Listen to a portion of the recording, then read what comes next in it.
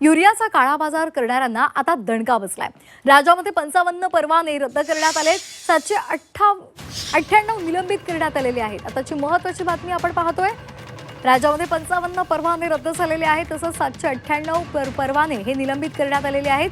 काळ्या बाजाराच्या प्रकरणांमध्ये पुणे विभाग हा सध्या आघाडीवर आहे। पुणे विभागामध्ये 192 गुन्हे दाखल करण्यात आलेले आहेत आणि युरियाचा म्हणजे खतांचा काळा बाजार करणाऱ्यांना हा दणका बसलेला आहे। खरं तर मध्य पूर्वेमध्ये जो तणाव आहे त्यामुळे युरियाची आयात निर्यात यावर परिणाम झालेला आहे आणि त्यामुळे जगभरात सर्वत्रच युरियाची आयात निर्यात त्यावर परिणाम झालाय आणि म्हणूनच आपल्याकडे येणारा जो युरिया आहे त्यावर सुद्धा परिणाम झालाय आणि म्हणूनच आता युरियाचा जे काळा बाजार करतायत त्यांच्यावर कठोर कारवाई केली जाते, त्यांना दणका दिलेला आहे।